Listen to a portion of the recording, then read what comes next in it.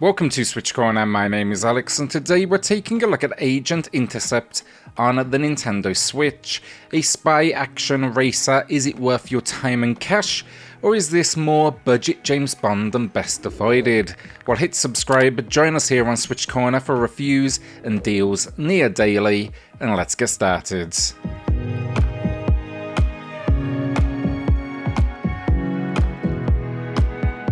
Story, and it's ridiculous in the best possible way. It's not Daniel Craig James Bond, but rather the balls to the wall Pierce Brosnan, where you are only possibly a tad short of being a certified superhero.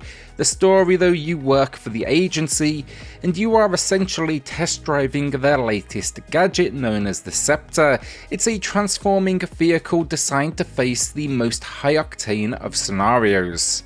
Well, before you know it, a criminal organization here known as Claw returns out to take down our spy agency and won't generally take over the world. That is, unless you can stop them, and that's really the aim of the game.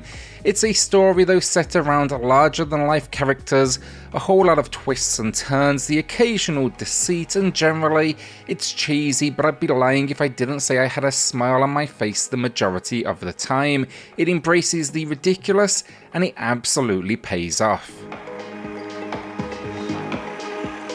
Gameplay then is interesting. For those that may not be aware, this started life on Apple Arcade a fair few years back and comes to us here extended. The controls that have carried over, though, they remain simplistic. It's really three inputs: that steer with the left stick, boost with B, and then fire weapons with Y. Boosting is not only a speed advantage then, but also it's used for ramming opponents off the road and also drifting. The acceleration here then, that's automatic, giving it almost that auto runner vibe at times, and don't think that you'll use brakes because it doesn't even include them. This game wants you to go fast at all times, and it's not shy about it. The first game mode you should face off against, though, that is campaign. It is the story mode, and it's 15 levels over 3 chapters. All in, this took me about 2.5 hours to overcome.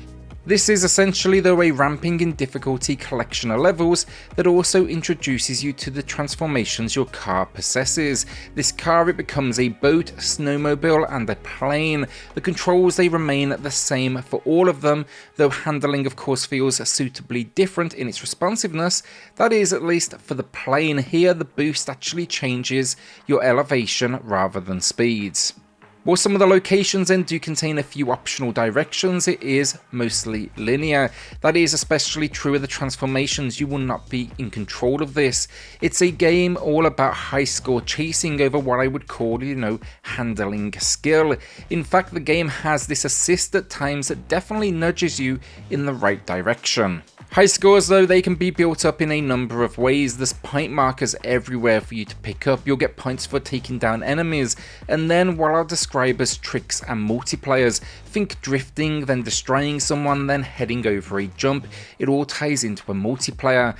I've always enjoyed, though, working out ways to max out that score, and if you're concerned about difficulty, I definitely wouldn't be. I only failed a mission once. That said, though, on that note, the game still packs a number of assists and options to dial down that difficulty should you want them. It includes the likes of doubling your health bar. I definitely had a few moments in the latter half of the game where I nearly fell to 0 life, and that's because it really turns into a game of weapon and boost management. Pickups, they're somewhat like Mario Kart. They're scattered around the track and you only hold one at a time. The boost, so that auto regens, but you can get pickups to fill it instantly, and then the weapons, it's going to be everything from missiles to machine guns to lasers. Each obviously have their own visual effect and damage amount, but the targeting pretty much remains the same. It happens automatically, so it's relatively easy to grasp, and most weapons, they won't actually fire unless it's locked on. Outside of that then, the campaign is topped off with final missions. These ones in fact need to be unlocked. To unlock these, you'll need to collect intel, which is essentially challenges for each of the prior levels in the chapter.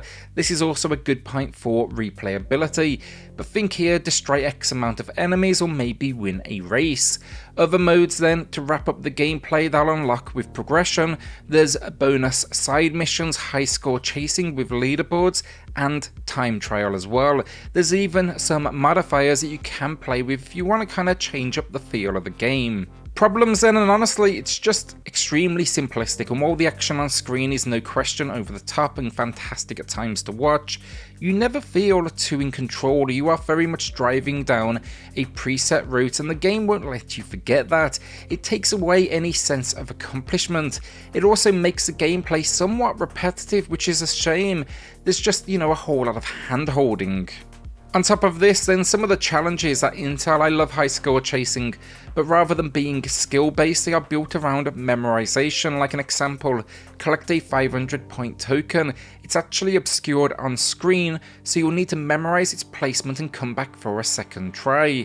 For me, that's just a little bit cheap, and it should have focused on making the gameplay more difficult over the let's just kind of hide this and now they need to come back. Finally, it's pushing 60 frames per second docked to 30 in handheld, and while I'd say it's 95% of the way there, I did notice a few unusual stutters at points in game. Far from impactful honestly, but definitely worth knowing as you go into parting with your cash. Overall, my feeling here is, as someone that loved SpyHunter and then spy movies as well, this gets a whole lot right. On paper, in fact, it's this great concept that throws you into a cartoon style, over the top espionage world, but it won't be long until it starts feeling like maybe you're not having as much impact as you think, and this is really the game doing the majority of the work for you. I just never felt particularly responsible for any of the cool set pieces, and I lacked any sense of tension at the same time. I don't know, it's not a bad experience, it is fun, it's just not quite as good as the idea could have been, and it definitely, given its simple control scheme, kind of shows its Apple Arcade roots as well. Graphically then, I really like it. I don't think the eShop does it justice with its still images. It has this great retro-like low poly look, it's extremely vibrant, and it really plays into the traits of a spy world. It's taking you all over the world, and the enemy count is often ridiculous. The highlight though has to be for the visuals, the transforming vehicle. It's incredibly smooth, it looks great in action as you jump between land, ocean, snow and air. Very few complaints honestly, visually, I think they've done a good job. There's some minor popping with shadows at times, and maybe the cutscenes, there's these all-out action ones that are fantastic, but dialogue exchanges, they are just still images. Maybe a little animation in these points would have kind of helped elevate the story even further. Audio finally, and they've done a great job here. They've composed 30 tracks influenced by the genre, and they clearly had a lot of fun with it, and then they back it all up with full voice acting, which is definitely of a high quality. Again, like the story, it's over the top, but it matches the tone, and it's clearly a skilled team behind it. Sound effects and cars, weapons, it's everything you would expect, and I have no complaints. So the final verdict, an Agent Intercept is a fun little action-adventure spy experience, but I couldn't help but imagine what could have been with a little bit more freedom directed towards the player. At first you'll be hooked with its explosive nature, but then you'll realise just how linear it all is. Let me choose when I'm on land, water, air, and then we are talking about a game I really want to play. Sadly though, what starts fun, even with its relatively high production, quickly turns into kind of this paint-by-numbers experience, and it's topped off with a few other issues as well. A random occasional stutter, a set of challenges that are kind of cheap and rely on memorization, and mechanics that are determined to give you very little in the way of control. I still had fun though, it was just less Daniel Craig James Bond and more the last few efforts of Pierce Brosnan. An above average, a 6 out of 10 from me today, but it may be best to wait on a sale before you add it to the library unless you are a die-hard Spy fan. Will you be picking this one up then, or holding onto that cash? A shout out then to the patrons of the channel who are going above and beyond to support SwitchCorner. It helps more than you know, so thank you all so much.